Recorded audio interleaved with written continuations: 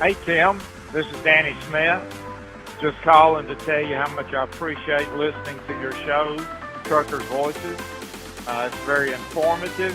I really like hearing the drivers' stories, how they got into the trucking industry, and maybe what kind of trucks they started out with. And it's just been a lot of fun, and I would encourage any drivers out there to tune in and listen, call in, be a part of it. It's a great show.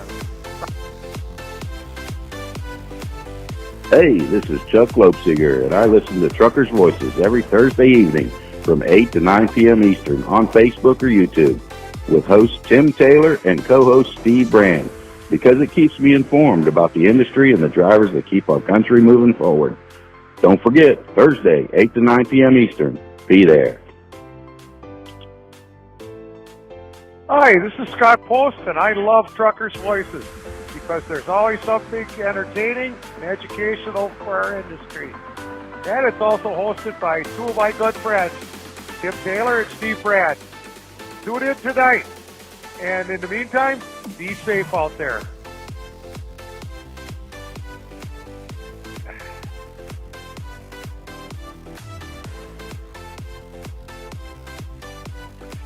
Hey everybody, how you doing tonight? My name's Charlie Demchuk, and I'm here to welcome you to tonight's big show.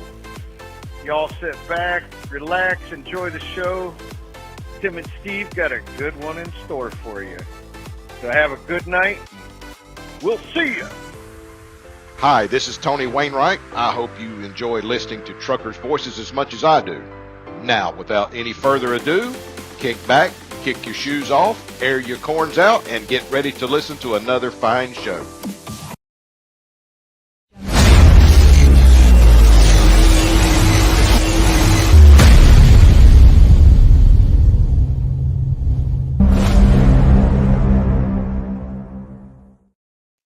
Well, good afternoon, everybody. I hope everybody had a good day of trucking today. I know I certainly did, and I trust that you did too. Or if you are still out there trucking, and you're listening to us out there on the podcast, I do appreciate y'all tuning in tonight.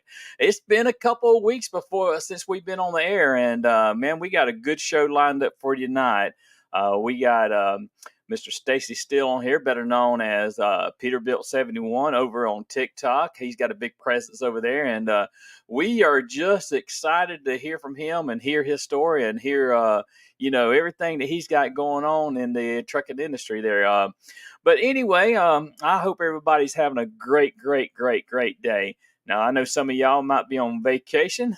You might be, doing other things around the house this summer, but I just trust and believe that everybody is definitely blessed out there. So anyway, without further ado, I think we need to bring Mr.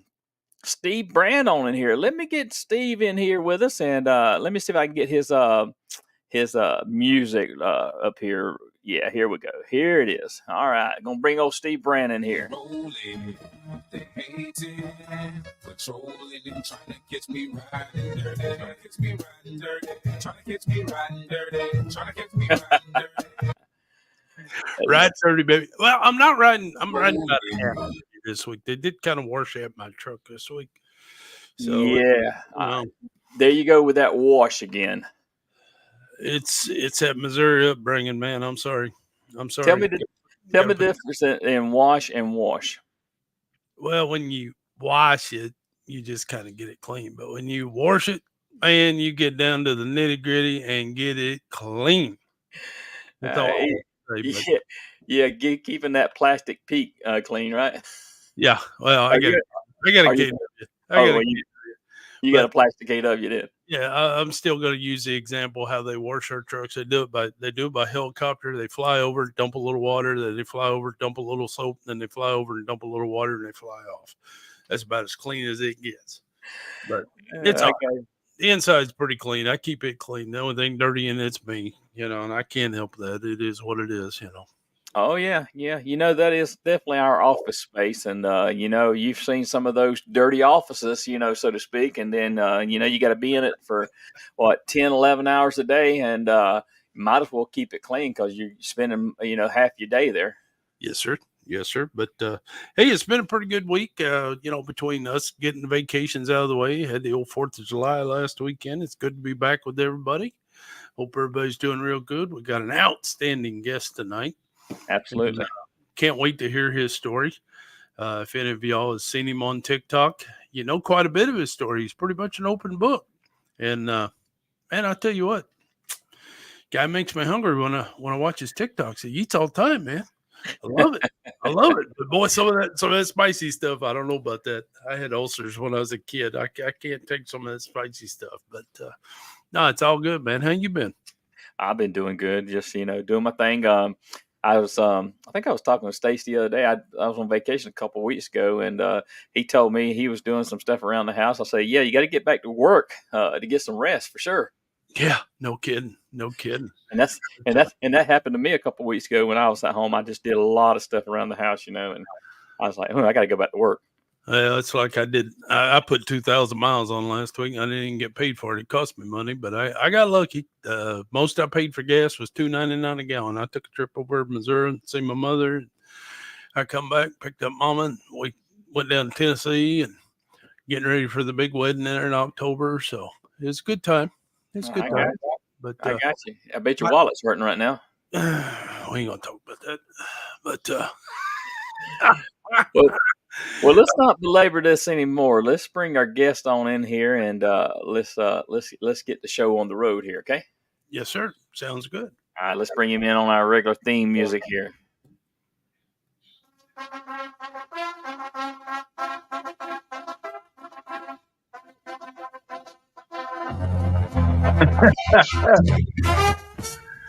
That's pretty good. That's pretty good music.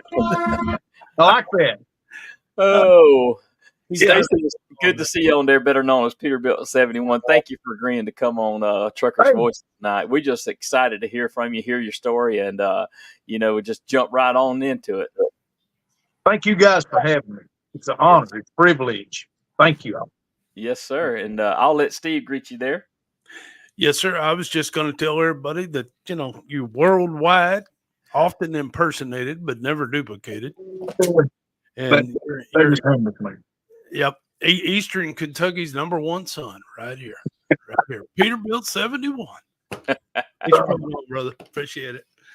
And he is wearing a sponsored shirt there, truckparkingclub.com. We've had Evan on the show before, and so I was telling him I had that same shirt on this morning at the gym when I went to work. Man, they're comfortable. They're great shirts. They're real lightweight. Yeah, they sure are.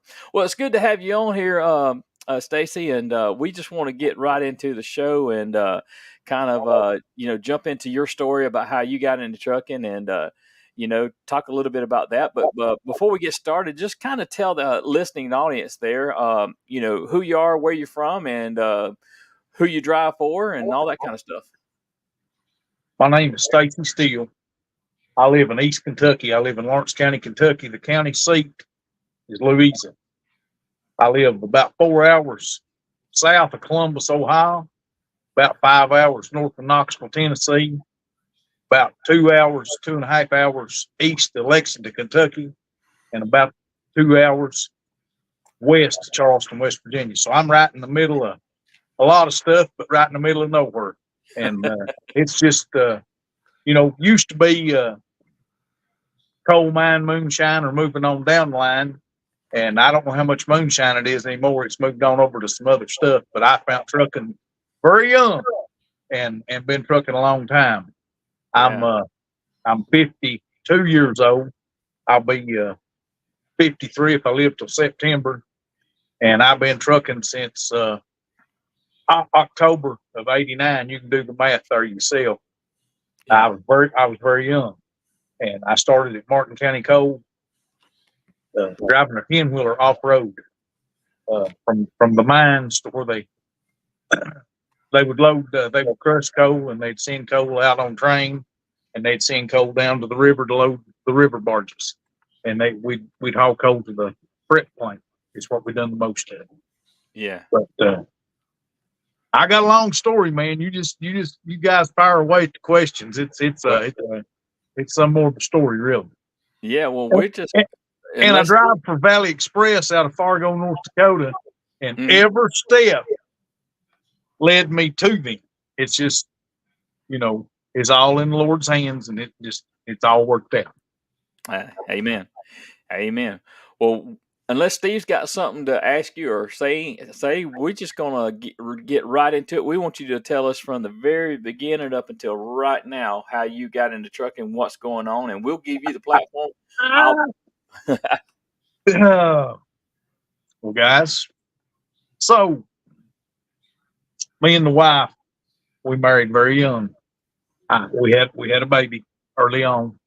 I was 16, almost 17 when she had our first, and I would do odd jobs, whatever I could do. I dropped out of high school and I was working here and working there, and I'd applied at 5 or 6 of the plants that's around here. I tried to get on with the railroad.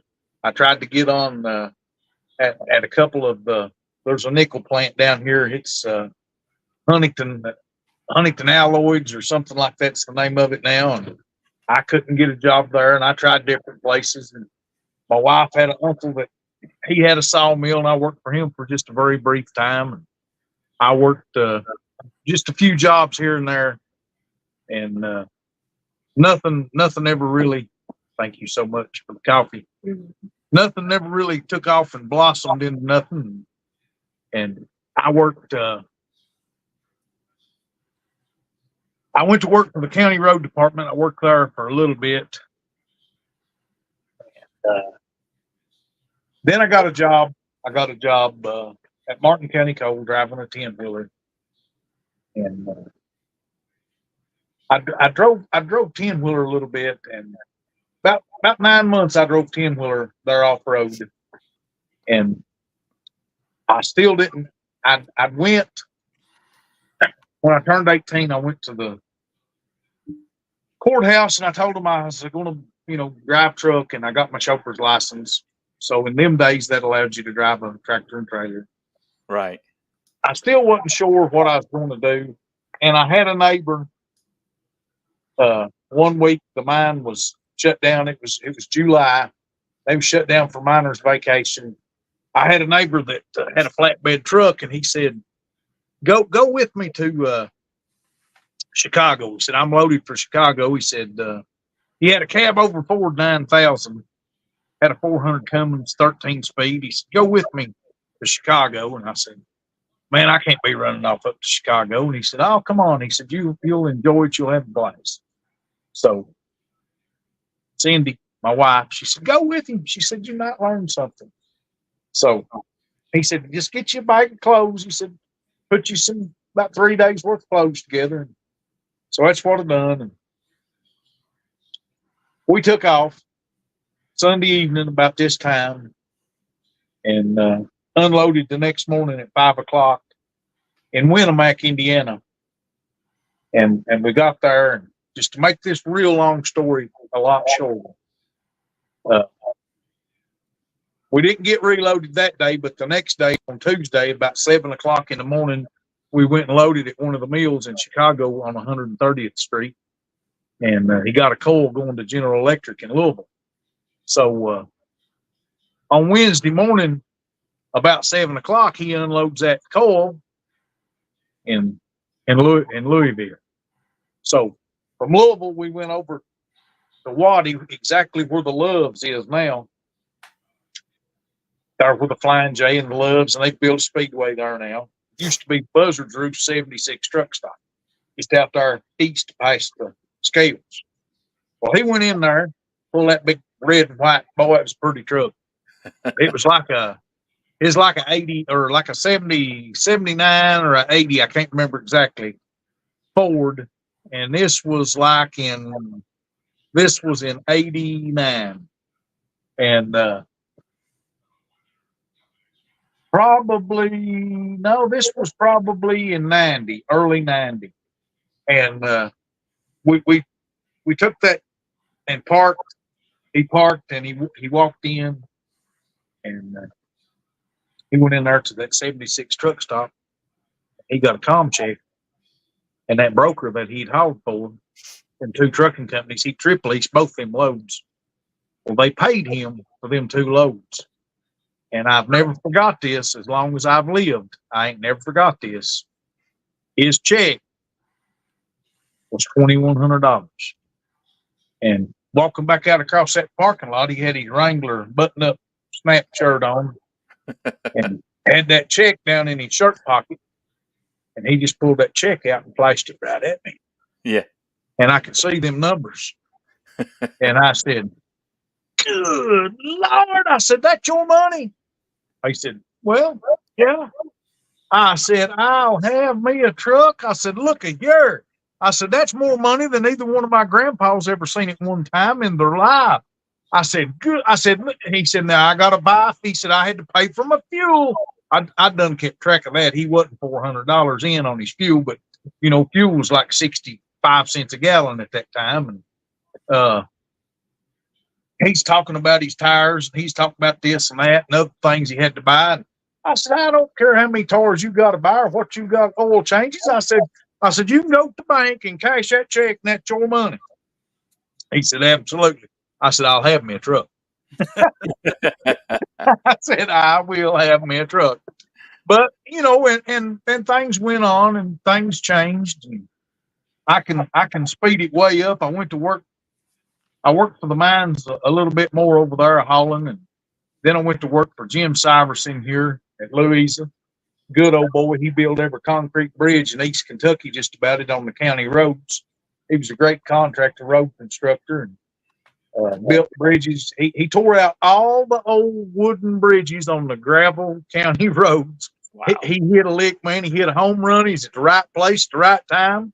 And 11 counties around here used him. And I don't care if it was 8 foot long and 10 foot wide, or if it was 200 foot long and 20 foot high. He built bridges, but he had a coal truck, and I drove for him. And he had some river dredges.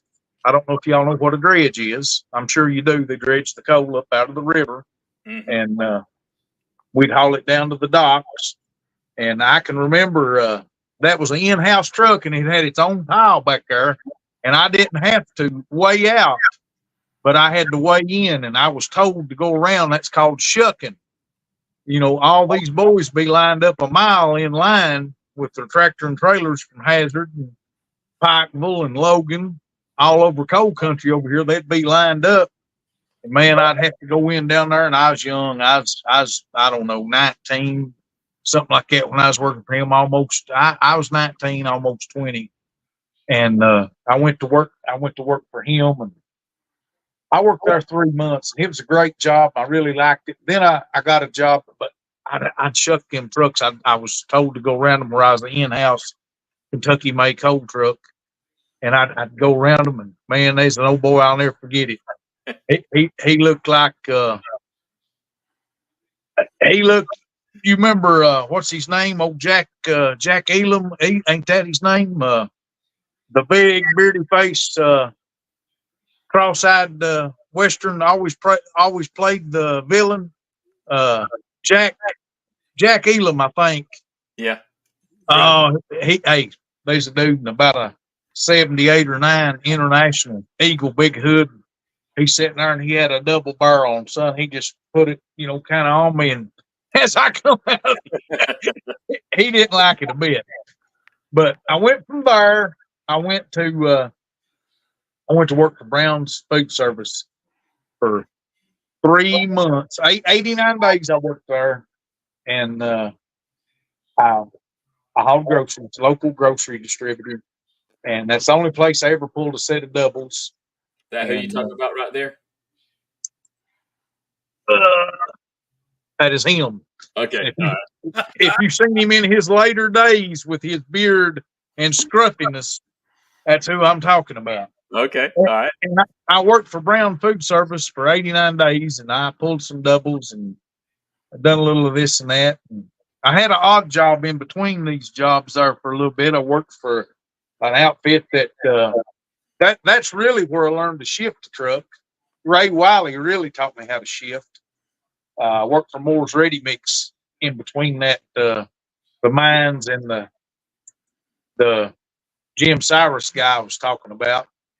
And all these were just little jobs, 3 months at a whack. And then I got a job at Brown's, and I worked there for 89 days. And then Monk Sarton, his name's Riley Sarton,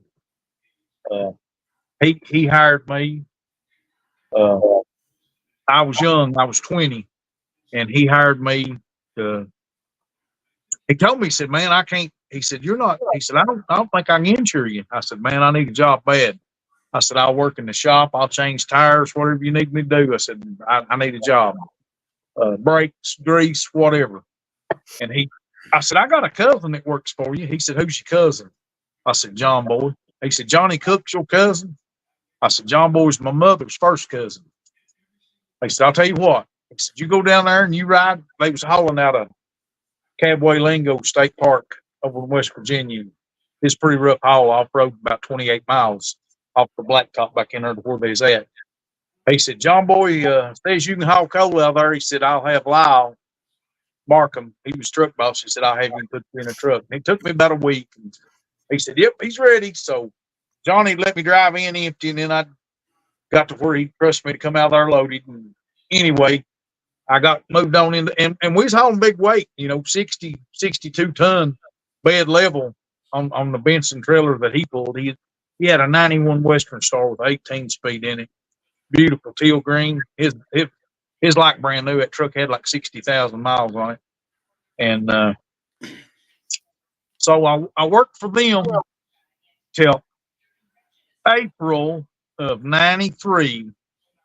Then I went to work for the Case Boat Trucking in McGoffin County, just outside of Sayersville, Kentucky. And I worked there for a few years. Then I decided I was going to buy my own truck, and I went to work for Sam Godsey out on the road. Sam was a guy from Byerville, Kentucky. He had some trucks, and Trust Joyce had put a plant in over just outside of Chavy, between Hazard and Jackson, Kentucky. They'd put a Trust Joyce mill in, and the McElroy trucks from down Alabama, Mississippi, they hauled a bunch of it. But Sam had about 15, 18 trucks over there, and I drove a 96 Peterbilt, and this was right. It was right at September. I went to work for him, and I drove for him for about 3 months. So I'd worked from Case Boat from 94 till 96. Then I went to work for Sam. I drove for Sam till Christmas. Then I went back to work for Case Boat. And then the following year in 97 in June, I bought a truck off James Joyce down at Great American Peterbilt, which is Louisville Peterbilt now. And and hauling coal for the Case Boats, I'd met a guy in 95, Rex Foreman from Effingham, Illinois, worked for Diamond Transportation. I was sitting at a mine, the UK coal mine, Addington Brothers Mine, the UK job. The University of Kentucky done a lot of study, and they'd plant pecan trees, and they'd plant every kind of tree, and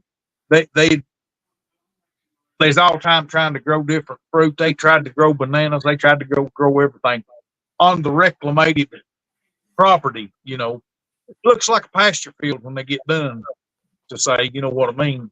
Yeah. When they get done with the reclamated property. And so they was hauling some beltline structure, and I got to talking to Rex. Rex had a teal green like Western Star, kind of like the one John Boy drove, but with a much bigger stand-up sleeper on it, air ride, road tractor, pulling a low boy. And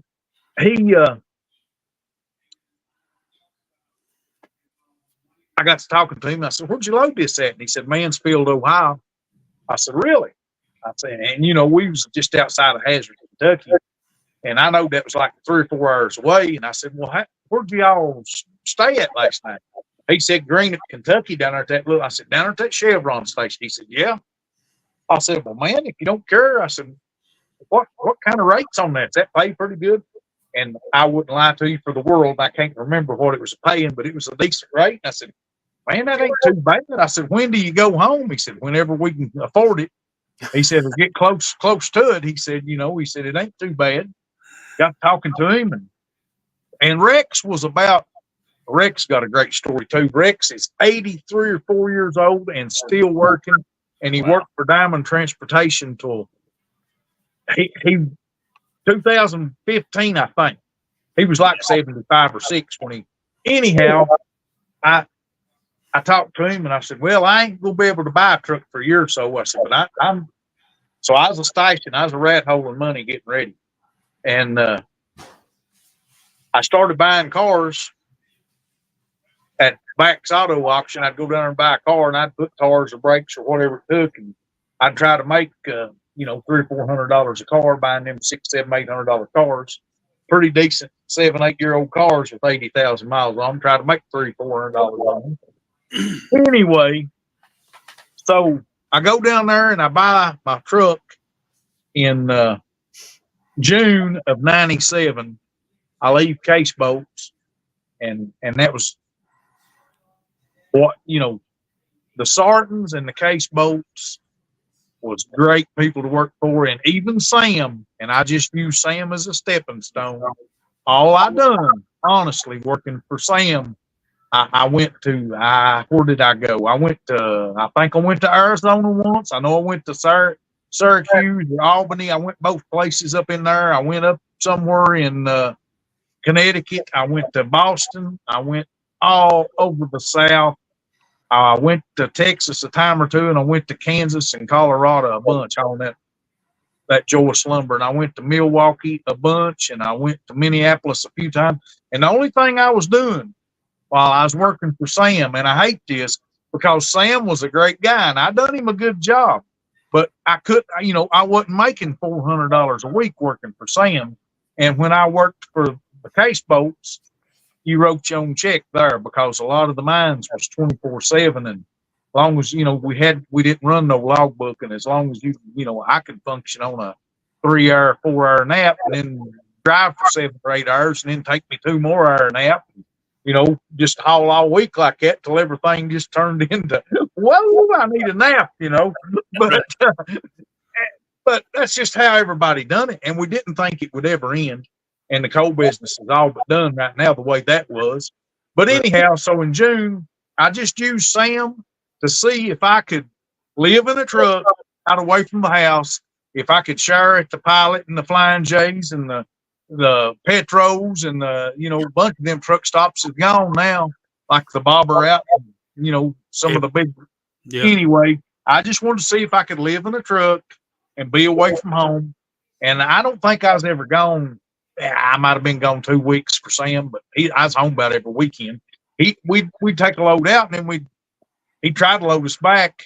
And if you was way out, if you was over 1,000 miles out, for sure, if you went to Phoenix, he wasn't going to run you home empty. Right. But anyway, I just worked there to see if I could stand living in a truck because I'd never done it. I didn't know that much about it, although I'd talked to some boys. I mean, everybody can tell you what peanut butter tastes like, and you don't know till you take a bite. That's so right. I wanted to go check it out for myself, and that's what I done. And I went back to work for Case Boat. I worked from Christmas till June, and I went and bought my first Pete. It was a '93 Peterbilt. Had a 15-speed, had a 4 1/4 C model with DS 404 rear ends, 355 ratio. 15-speed wraparound up against the dash, high gear, and James had a right-hand man in there that worked with him around back. The building is still around back there at the Peterbilt store where James's office was. Looks like they just used it for storage. But James Joyce, he sells trucks himself there at Exit 16 in Memphis, Indiana, and he's got that green, what's that, lime time green? Right. He's got a Peterbilt pontoon boat. You need to look him up on Facebook. I've seen that. Oh, no. Hey, the Lord has blessed him abundantly, honey. He sold everybody in the country a Peterbilt or a Kenworth. Anyway, he sold me that black truck, and me and Cindy was down there, and $49,000 and 97. The truck had a fresh overhaul on it, and I asked him, I said, well, can you take it in there and put a carrier bearing in it and a set of brake shoes on it and 2 new steer tires? And I can't remember. And he's like, yeah, we can do that. He said, it'll be tomorrow. I said, well, I'll go get a motel. He said, all right. So we went back over there and picked the truck up. His right-hand man, his name was Gerald. And the way I understand it, Gerald's passed now. And Gerald had a big old thick mustache. He looked like Ed Bruce. Y'all know who Ed Bruce is, don't you? Yes, sir. Yes, sir. That's who he looked like. Right. So we got the truck, and he said, and I took it and leased it to Diamond in Wisconsin, in Racine, Wisconsin. And I worked there for almost 6 years, almost 6 years that way. But when got everything, he said, James told him, said, take them out there in the showroom, let them get them some shirts and hats and coats and whatever they want. And I had 2 daughters, still got 2 daughters, thank God. But my 2 daughters, they was a getting this and that. And they was a grabbing teddy bears and footballs and everything. You know, Ed Bruce, that's who he looked like. That's right. Hey, What did we do with he didn't wear the hat. He didn't wear the hat, but he talked like Sam Elliott, which I can't do. But anyway, right. He just looked like a cattle buyer. You know what I mean? He looked like had the boots, the pressed jeans, the sports coat with the leather elbows in it, the whole 9 yards. And I told Gerald, I said, hey man, I said, I don't want to get it. I said, don't let me get too much. He said, unless you get crazy, he said, if you start getting too much, he said, I'll say that's enough. And you know, I got a shirt and a cap, and Cindy got her jacket and this and that. But anyhow, here's the funny, lifelong, I'll never forget it long as I ever live. He had that Peterbilt on a Peterbilt keychain, which there's 10 million of them keychains. Right. Right to me. Paperwork signed, getting ready to leave there, that truck. He reached me the key and he said, now, son, you got what you wanted. Get your AWS out there and pay for it. Now, Diamond Transportation, that was flatbed, right? Yeah, step deck and double drop. We hauled a lot of small machinery and a lot of ag. Got the big green diamonds on the door out of Racine, Wisconsin. They in-house truck for Case IH. So now I'm going to make this short and sweet because I don't want to eat all your time up. No, you're good. In 2003, my wife wanted me home, and I decided to, hey, it's time to. So I come home and I bought me a frameless end dump, and I bought a 99 blue and white Pete.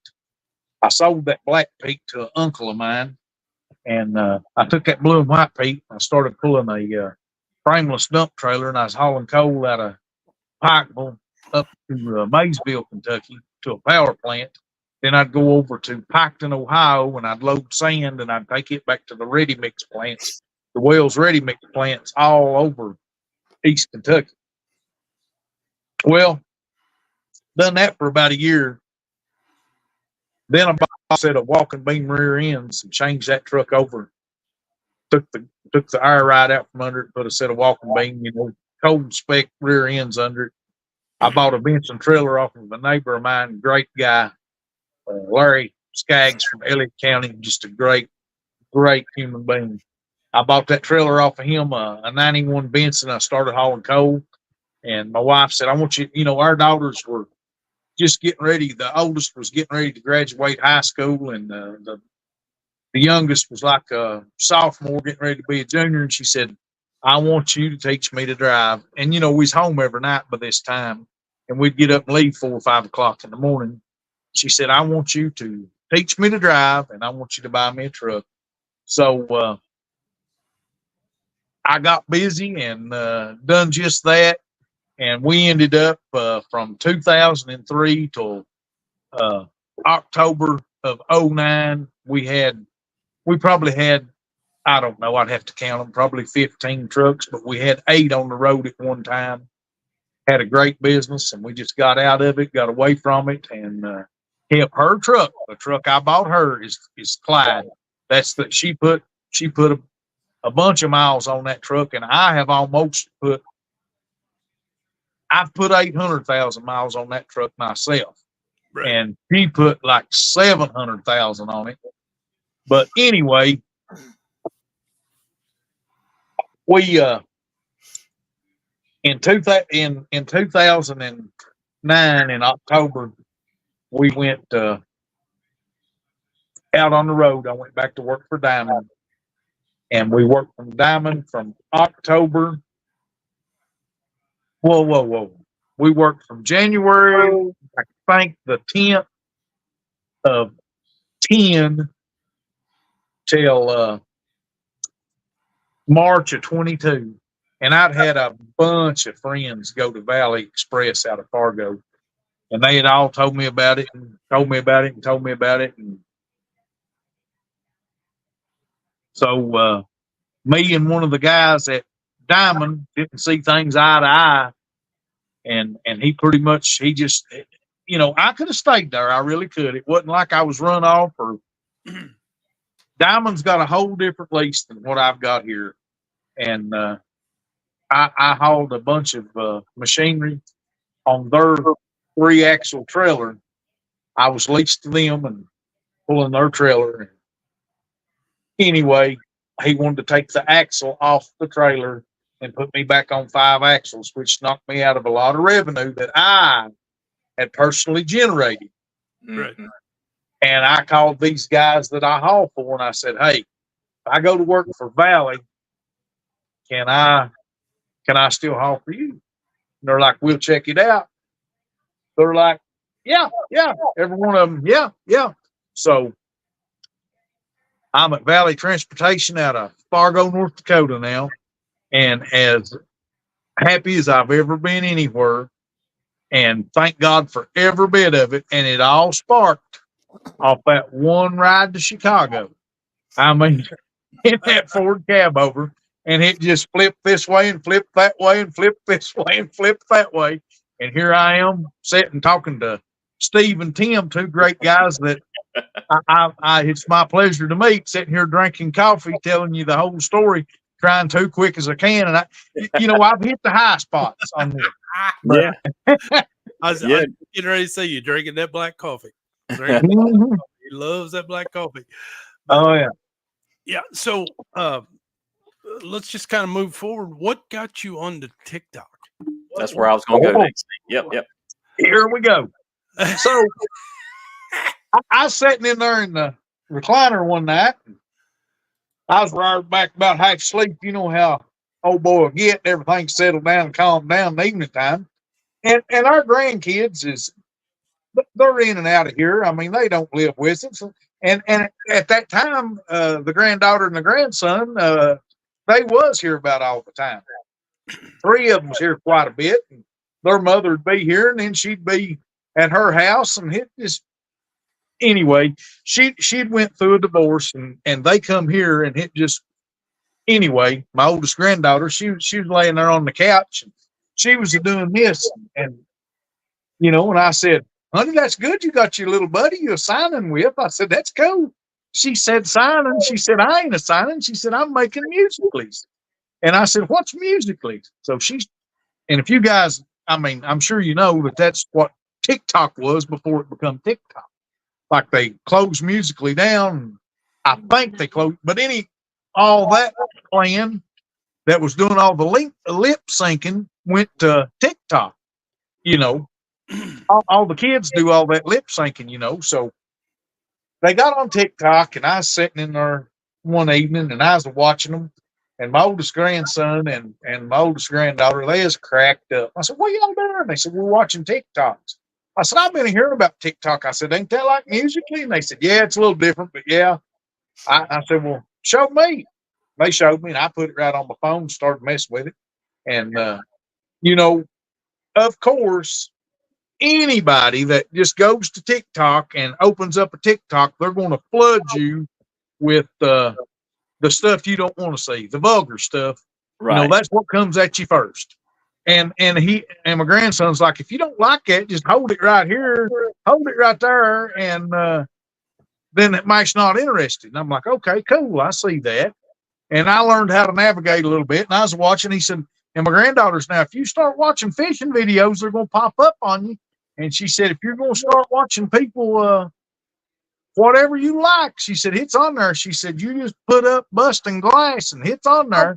She said, whatever you want to look at, it's on there. So, of course, it started. I found Stale Cracker right off the bat. I guess I can say the names of these people. Oh, yeah.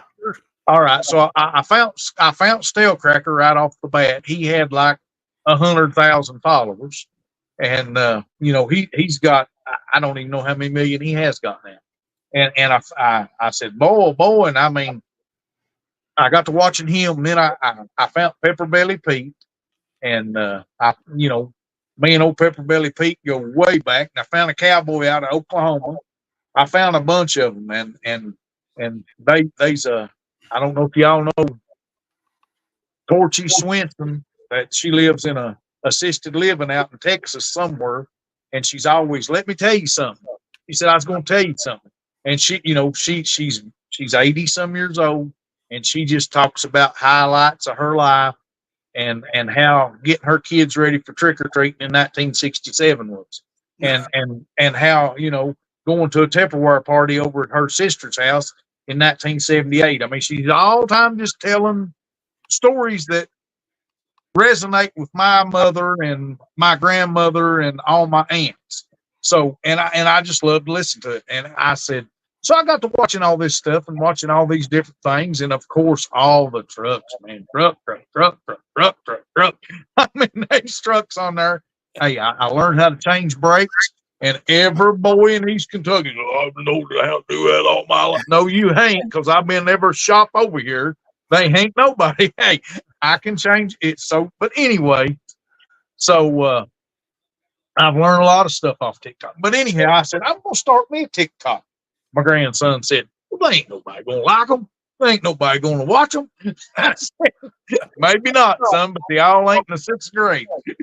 And it went from there. Because when I found you, you was doing a lot of eating. Always was for lunch. And your favorite saying is, love them so good. Love them so good. And that's how I come across you. I thought, well, I'm gonna check this guy out. And I've been watching you, and like, was it last week, 4th of July? You was up there in northern West Virginia, headed to Ohio, and I think you was changing tires. Yep. Now, did you just do that in the truck stop? I did. Yep. Yeah. So you do a lot of your own work then on your own truck. Not as much as I used to. I'm getting older, but yeah, I do a lot. I do. I mean, I try to save money, and then sometimes, so I'll end up hurt. Then I wished I just went somewhere. So about this summer's 4 years ago, I bought a new fifth wheel, and I've got a set of ramps up the back of my frame to use a mechanical RGN, non-hydraulic gooseneck trailer. Right. I took the pickup, went to Pikeville, and got a new fifth wheel for my truck. And me and my grandson, we knocked the pins out of it, and we flipped that other and slid it off them ramps. He said, what are you going to do? I said, I'm going to just slide that up on there. And so we got to pushing and shoving. He went, jeez. He said, and man, I don't ever want to sit around and talk about stuff I've got and things I've done and things I've got. If I'm going to boast about anything, I'm going to brag about Jesus, because that's the only thing I've got to me that's worth talking about. But he said, go get your tractor, old man, before you're down in the bed for a week. I'll bring me something to drink. That old one went down a lot easier than that new one's going to go up. Yeah. He said, go get your tractor before you're on the bed a week. He said, have man wait on you. I said, yeah, you're probably right. I'm going to jump right on in there, and I'm going to let everybody know I've got the phone lines open right now. So if you guys want to call the show at 251-616-2151 and talk to Peterbilt 71, we'd be glad to hear from you. I'm sure he'd answer any question that you guys got out there. But Peterbilt 71 on TikTok, do you know about how many followers you got on there now? It's like 340 something. I'd have to go look. I don't know for sure. 340,000, right? Yeah. And that's one thing I'll give TikTok. The nightly news is going to tell you how bad this country and how much everybody's at one another's throat. Man, everybody wants to stereotype people. Everybody stereotypes people. Right. Everybody's like, hey, I don't, Listen, I'm from the hills in East Kentucky. You can see back through there behind me. That's right out my back porch into the timber. Yes. I had a 6'6" dude, man, run and grab me with dreadlocks going everywhere and pick me up off the ground and swinging, and my feet are dangling, and around we went. He said, Peterbilt 71. He said, I didn't think we'd ever meet. And I'm like, God bless you, man. And that's what he wanted to talk about was Jesus. Yeah. And TikTok, like, ain't that how you guys found me? I mean, ain't that where? That's exactly how so look at what all and man, I could name till daylight about the good people that I'd have never met no other way. Absolutely no other way. That's right. That's right. With that being said, when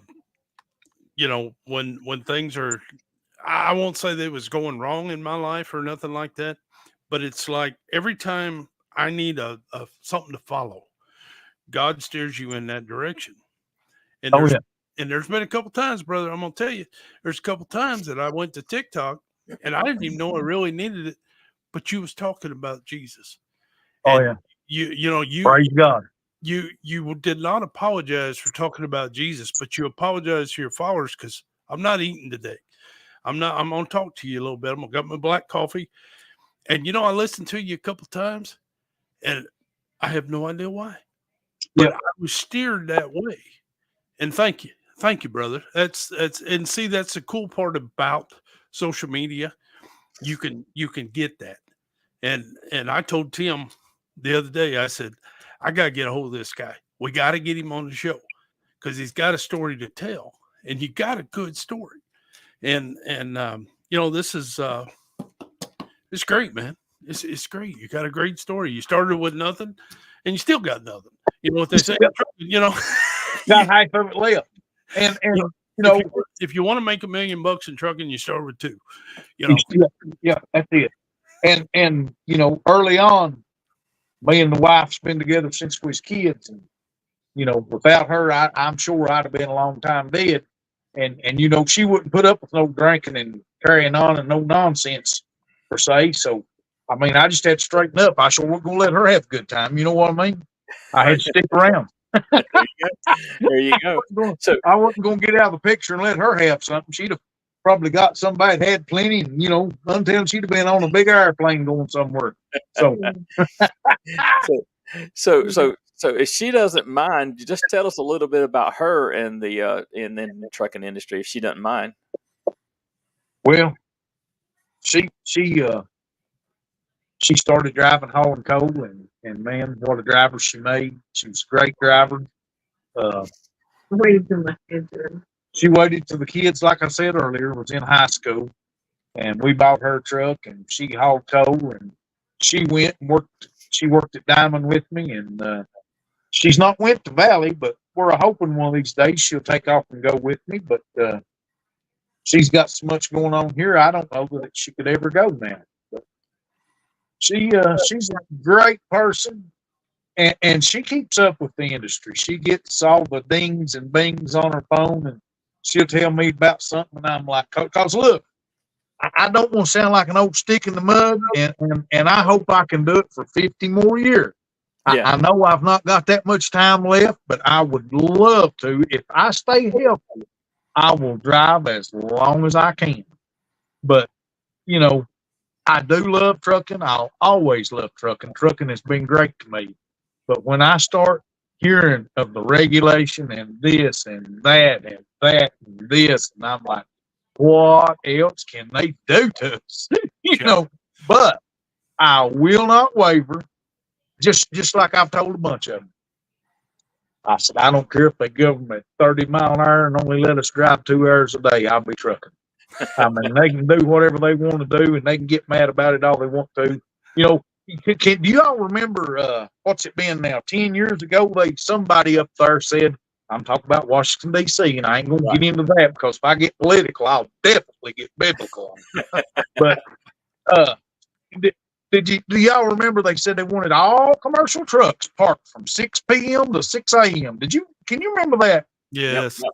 Yes. I figured it up. Swift, I can't remember my math.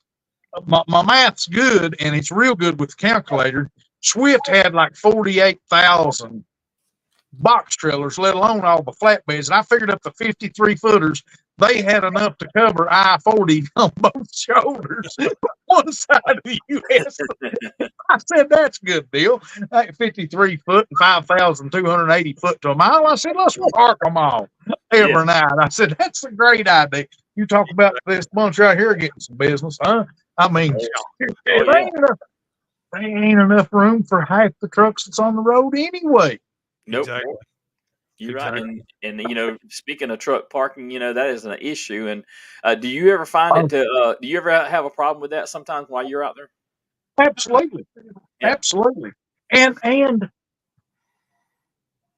I've been trucking since I was a little boy. I know wherever honey hole in the country's at. East of the Rockies, I sure do. And I ain't bragging about that, but I mean, if you're going to do something you need to learn something, I guess. Yes, But and I still have trouble because I ain't the only one that knows where that spot's at. You know what I mean? That's right. That's just like everybody used to know. Truckers used to know the how to get off and go around something. Now everybody's got GPS, and you can't get off and go around nothing anymore because everybody has a GPS. Exactly. That's something I'd like to talk about just a second. If there's any new drivers ever sees this, that's something I challenge them to do themselves. Is learn how to navigate without that GPS. Figure it out, learn how to do it, and do it for yourself. Do it. You can still go buy your GPS, but learn how to read that map and learn how to do it just in case something ever happens. That way you're not lost. Right. I mean, I understand that I don't have to hook a horse and buggy up to go to town. I get it, but an Atlas ain't that primitive yet. I mean, I would encourage anybody to figure out how to navigate. I would feel trapped. I would feel claustrophobic if I couldn't go get in my car and go to Florida or go to Chicago. I'd feel closed in. Right. But now that's me. Yeah. And they can get a map and learn to. I mean, anybody that I'm sure they can do. Yeah. Right.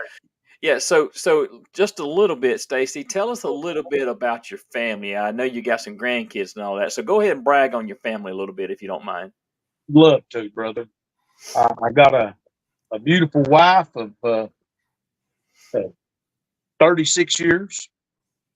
We've got 2 daughters, 36 and 34, and we've got 5 grandchildren. We've got 3 grandsons and 2 granddaughters, and they range in age. Callie's 18. I got their birthdays down pat, but I'm starting to slip on the ages. And Jake is 17, and Sophie is 15, just turned, and Riley just turned 13, and then the youngest, Henry, he will be 4 in August. And I'd have to count them. Both my daughters has been divorced and remarried, and man, I think I've got 5 or 6. I'd have to count them. Step grandchildren that we don't get to see a lot, but well, I'm counting Jordan's 2, and I'm counting, and I'm counting Eliza. 5. There's 5 of them, yeah. and so this back porch is pretty big, and I thank God for it. But honey, if they have a birthday party out here and the whole clan comes, Yes, sir. it's full. And what a blessing! I was raised an only child.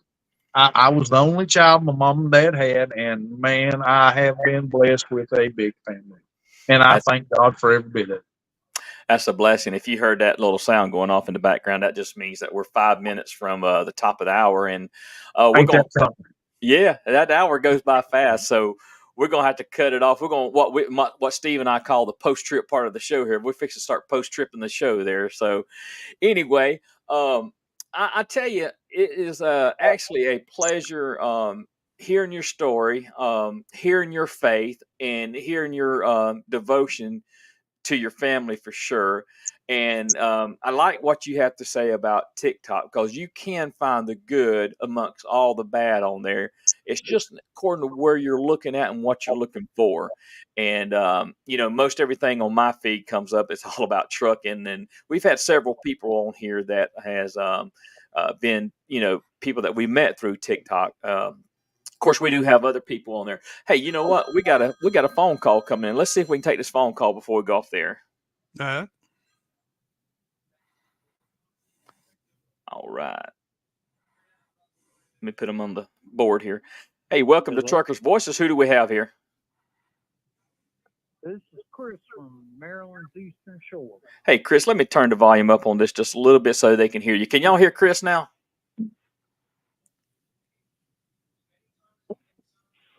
Go ahead, Chris. I don't know if they can hear me. I got you. I just want to say I've watched your podcast before, and I like it. I like what you guys do.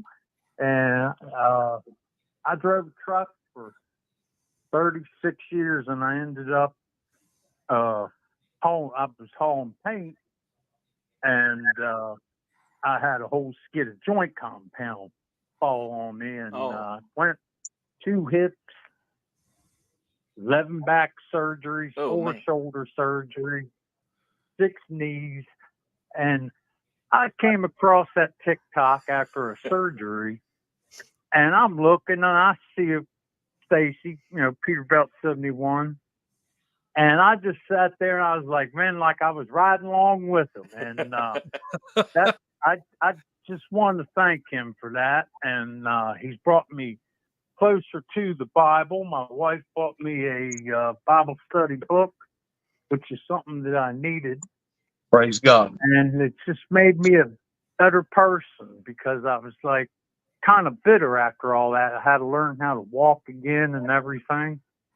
yes, sir. And he really helped me out. And I just can't thank him enough. Well, God bless you, brother. And that anything like that, that's human. That's human to get mad. I mean, we're human. And God bless you, brother. And them ride-alongs, you've got no idea how much. I've done a couple of them, and I didn't even realize. And then just all the flow of traffic, all the comments. Oh, man, I'm paralyzed. I ain't never been able to go nowhere. Oh, man, I ain't been trucking in 20 years. Or I used to ride with my husband all the time, and he had a heart attack. And just kids, just, wow, that you'll be in the mountains or you'll be down by the ocean or wherever in the beautiful country, and they're just like, man, I didn't know it looked like that. And it just TikTok, and God bless you, brother, and I'll be praying for you. I know you've had a lot of pain and suffering, my brother.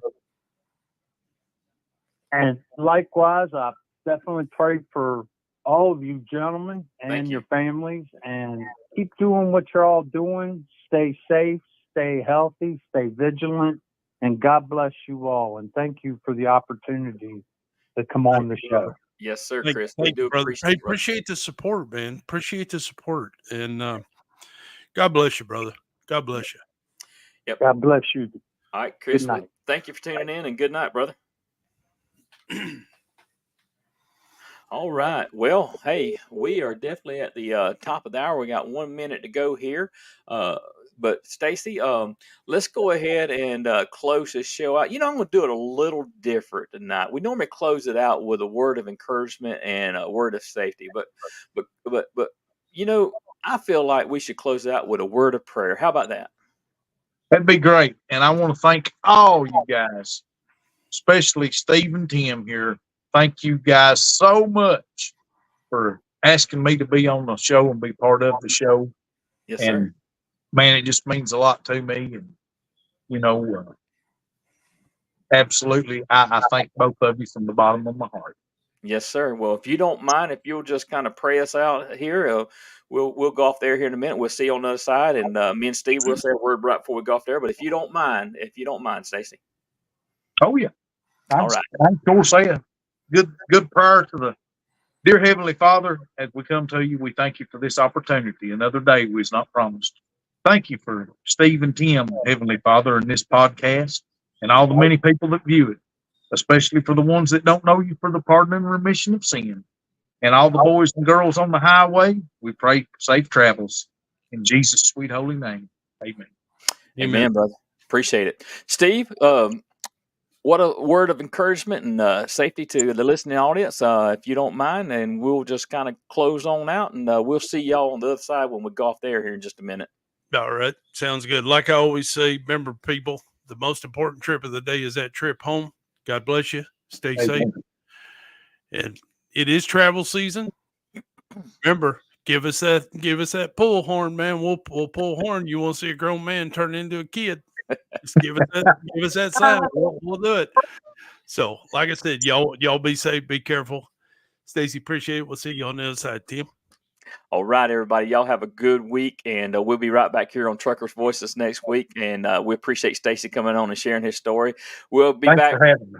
Yes, sir. We'll be right back next week with another guest, and we'll be announcing that here in the near future. But hey, y'all stay safe out there. Everybody's traveling. It's the summertime. They're trying to get to the beach and everywhere else they're going. But remember, you always got to look out for those who aren't looking out for themselves. See y'all next week.